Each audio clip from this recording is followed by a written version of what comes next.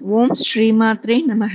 ஸ்ரீ குருபியோ நமக. அனைவருக்கும் நமஸ்காரம். நவராத்திரி தொடங்கிவிட்டால் 9 இரவுகள் ஒரு பகல் இனி கொண்டாட்டம் தான். இந்த காலத்தில் தேவி மகாத்மியம் என்னும் திருக்கதையை படித்தலும் கேட்டலும் முறையாக பாராயணம் செய்வதும் மகத்தான பலனை தரும். உங்களுக்கு வேண்டும் யாவையும் அம்பாள் வரமாக அளிக்கும் அற்புத நாட்கள் இந்த நவராத்திரி தினங்கள். அதனால் இதை யாரும் தவறவிட வேண்டாம். பலரும் பல ஸ்லோகங்களை தமிழில் பதிவிடுமாறு கேட்கின்றனர். இந்த தேவி மகாத்மியத்தில் சொல்லப்பட்டிருக்கும் கதையை தமிழில் ஸ்லோக வடிவில் மற்றும் கதை வடிவில் கொடுக்கப்பட்டுள்ளது. அதை இந்த நவராத்திரி 9 நாட்கள் பாராயணம் செய்து அம்பாளின் அருளால் அவரவர் வேண்டுதல்கள் நிறைவேறப் பெறுவோம். நவராத்திரியில் சொல்ல 1000 மடங்கு பலன் என்று சொல்லப்படுகிறது. அதனால் இதை ஸ்ரத்தையுடன் அனைவரும் பாராயணம் செய்து பலன் பெற பிரார்த்திக்கிறேன். தேவி மகாத்மியம் காப்பு.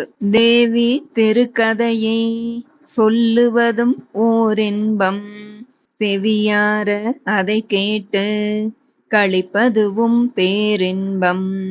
உலகாளும் அன்னையவள் 9 நாள் உலா வந்த உன்னதத்தை பாக்களிலே படித்திடவே துணிகின்றேன். என்னவிங்கு சொல்வதுவோ எப்படித்தான் பாடிடவோ, என்னருமை தேவி இவள் செய்திருந்த அற்புதத்தை அறியாதான் பாட வந்தேன். அம்மை திருக்கதையை தெரியாதான் பாட வந்தேன். தேவி திருக்கதையை குற்றமிங்கு கொள்ளாமல் குணம் மட்டும் கொண்டிருக்க ஏற்றி உம்மை வேண்டுகிறேன். கணபதியின் துணை கொண்டு ஆணை முகத்தோனை அகிலமெல்லாம் காப்பவனை, பானை வயிற்றோனை பக்தர்களை காப்பவனை, மூஷிகத்தில் வீற்றிருந்து மோன நிலை அருள்வோனை வந்தித்து தொடங்கிடுவேன். கலைவாணி அருள்வாயே, வெண்தாமரை வீற்றிருக்கும் வாணி சரஸ்வதியே, அண்டி வந்த பக்தருக்கு அருள் ஞானம் தருபவளே, சொற்குற்றம் பொற்குற்றம் ஏதுமிங்கு வாராது. தேவி திருக்கதையை திருத்தமாய் அருளிடமா, குருவுக்கும் குருவாக என்னுள்ளில் இருப்பவனாம் என்னப்பன் முருகனையும் இக்கணத்தில் துதித்திடுவேன்.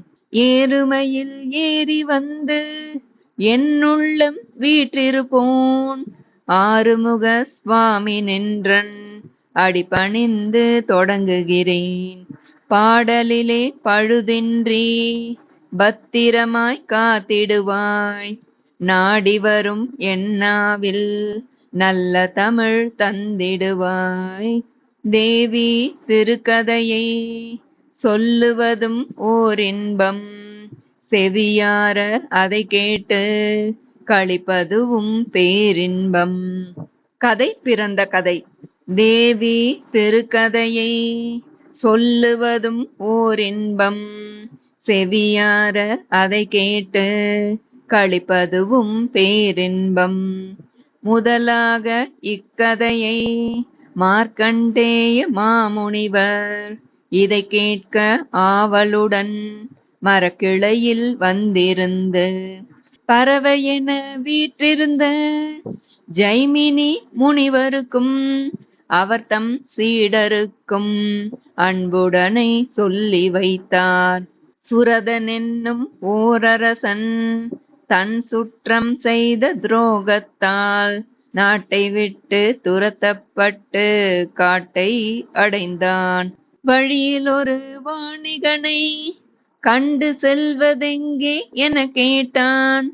தன் மனைவி மக்களாலே தானும் இங்கே துரத்தப்பட்ட தன் சோக கதை ஒன்றை சமாதி எனும் அவ்வணிகன் சொன்னதனை கேட்ட மன்னன் ஆதரவாய் அவன் தோளில் கை போட்டு நடந்தபடி அடுத்தொன்று சொல்லலானான். இத்தனையும் என் மக்கள் எமக்கிங்கு செய்திடினும் இன்னுமிங்கு என் மனமும் அவர் நலனை நாடிடுதே, ஏனென்று தெரியவில்லை, எப்படி என புரியவில்லை. அது கேட்ட வணிகனுமே, எனக்குமிங்கு அந்நிலையே, எதுவென்று ஆராய என்னாலும் முடியவில்லை என்றான். தேவி திருக்கதையை சொல்லுவதும் ஓர் இன்பம், செவியார அதை கேட்டு களிப்பதுவும் பேரின்பம். மது கைட்டபவதம். தேவி திருக்கதையை சொல்லுவதும் ஓர் இன்பம், செவியார அதை கேட்டு களிப்பதுவும் பேரின்பம்.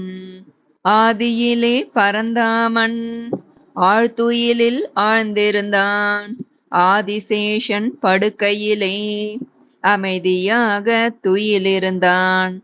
பார்க்கடலில் பள்ளி கொண்ட பரந்தாமன் துயிலிருந்தான், அன்னை பராசக்தி அவள் அருட்செயலால் துயிலிருந்தான். அகிலமெல்லாம் ஆளுபவள் ஆணையினால் துயிலிருந்தான், அண்டமெல்லாம் காப்பவளின் அரவணைப்பில் துயிலிருந்தான். யோக துயில் ஆழ்ந்தவனின் லீலைகளும் துயின்றனவே, துயிலிருந்தவன் செவியினின்று பிறந்திட்டார் இரு அரக்கர். மது என்னும் ஓர் அரக்கன், கைட்டபன் என்னும் மறு அரக்கன், திருமாலின் தன்னினின்று தோன்றியதால் கொண்டிட்டார். தான் என்னும் அகங்காரம் தமதென்ற மமகாரம், அகங்காரம் தலைக்கேற ஏறிட்டார் தம் பார்வை. நாபியின் கமலத்தில் தானாக முளைத்திட்ட பிரமனின் உருமீது பட்டதவர் பார்வையங்கு. படைப்பினை பிறப்பிக்க பிரமணவன் முனைகின்ற நேரத்தில் மது கைட்டபர் தொந்தரவு செய்திட்டார்.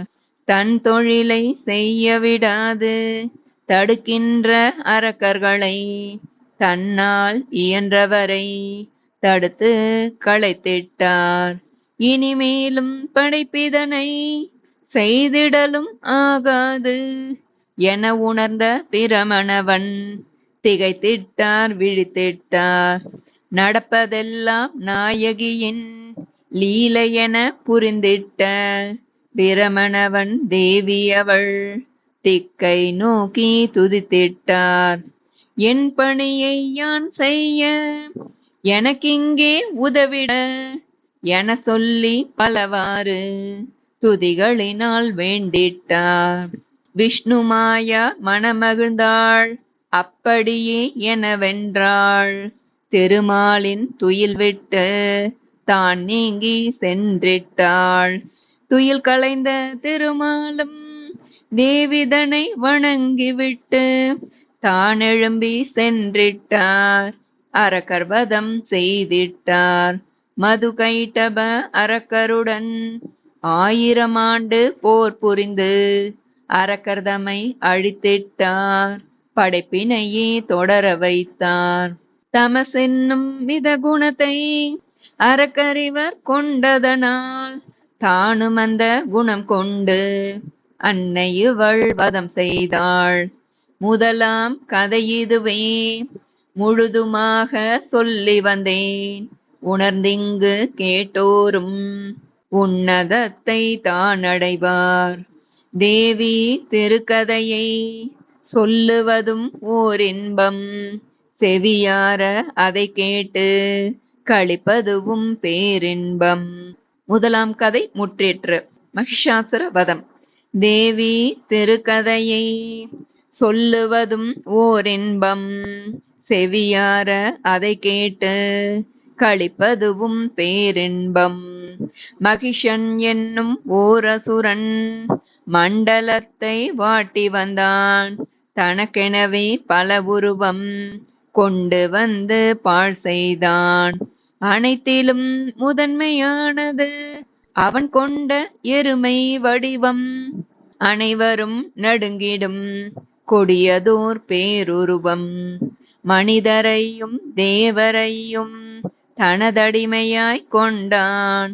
தன்னை எதிர்த்த அனைவரையும் தரைமட்டம் ஆக்கிவிட்டான். இந்திரனும் பயந்தொழிந்தான், தேவருமே மயங்கி நின்றார்.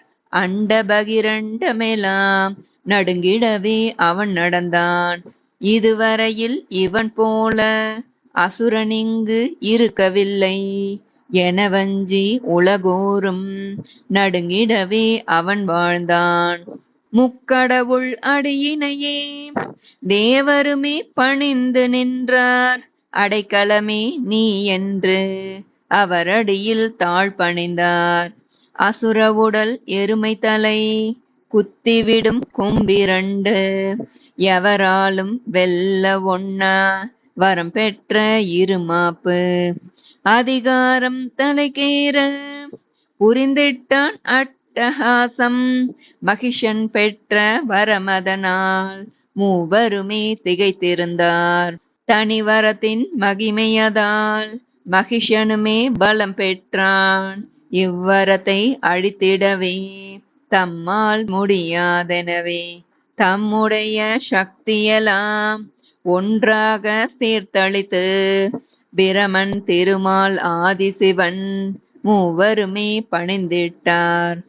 அன்னை அவள் அடிபணிந்து அவரிடமே சமர்ப்பித்தார். தானளித்த சக்தியெல்லாம் மீண்டும் அங்கே தான் கொண்டு சக்தி அவள் கிளந்தெழுந்தாள். தீதழிக்க மனம் கொண்டாள். மகிஷாசுர மர்தினியாய் அவதாரம் செய்திட்டாள். சிங்கத்தை வாகனமாய் சக்தி அவள் கொண்டிருந்து மகிஷனுடன் போரிடவே பல கைகள் தான் சுமந்தாள். போரினிலே வேகமதாய் பகைவரையே அழிக்கையிலே மகிஷனையும் கொன்றழித்து மனித குலம் காத்திட்டாள். மகிஷனையும் கொன்றழித்து மனித குலம் காத்திட்டாள். எருமை கிடா தலைவீழ எழுந்ததொரு தீய சக்தி தன் பலத்தால் அதை அழித்து தரணி அதை வாழ்வித்தாள். எருமை அதன் உருத்தரித்த அசுரனையும் வதைத்திட்ட அன்னை இவள் பெருங்கருணை சொல்லிடவும் எளிதாமோ. ரஜஸ் என்னும் துர்குணத்தை அன்னை இவள் அழித்திட்டாள். அனைத்துலகும் வாழ்ந்திடவே அன்னை இவள் அருள் செய்தாள். துரை இவள் மகிஷாசுர மர்தினியாய் வந்திட்ட பெருமையினை போற்றிடுவோம், ஜெய ஜெயவென பாடிடுவோம். பெருமையினை போற்றிடுவோம், ஜெய ஜெயவென பாடிடுவோம். இரண்டாம் கதை இதுவே இன்பமுடன் சொல்லி வந்தேன். உணர்ந்திங்கு கேட்டோரும் உன்னதத்தை தான் அடைவார். தேவி திருக்கதையை சொல்லுவதும் ஓர் இன்பம். செவியார அதை கேட்டு களிப்பதுவும் பேரின்பம். இரண்டாம் கதை முற்றிற்று. மூன்றாவது சும்ப நிசும்ப வதம். தேவி திருக்கதையை சொல்லுவதும் ஓர் இன்பம். செவியார அதை கேட்டு களிப்பதுவும் பேரின்பம். மூன்றாம் முறையாக அன்னை இவள் செய்திட்ட அற்புதத்தை பாடிடுவோம், அவள் பெருமை கூறிடுவோம். சண்டமுண்டர் எனும் அரக்கர் பூதலத்தில் வாழ்ந்திருந்து கொடுஞ்செயல்கள் செய்து வந்து விண்ணவரை வருத்தினரே. அவர் கொடுமை தாங்காது அலறிட்ட வானவரும் உமையன்னை பதம் நாடி மலையெங்கும் தேடினரே. இமயத்து மலைகளிலே அலைந்திருந்த உமையன்னை இவர் பாட்டை கேட்டதுமே அடக்க ஒன்னா சீற்றமுற்றாள். குண்டலினியின் கண்ணே நின்று புறப்பட்ட அன்னை சக்தி காளி என்னும் கோர உரு கொண்டங்கு வெளிவந்து சண்டமுண்ட அரக்கர்களை அடியோடு சாய்த்து விட்டு அசுரர்களின் சிரம் கொய்து வீறிட்ட உதிரம் குடித்து சண்டமுண்ட அரக்கர்களின் தலை கொண்டு தேவியவள் காலடியில் சமர்ப்பித்து சாமுண்டா என பெயர் பெற்றாள்.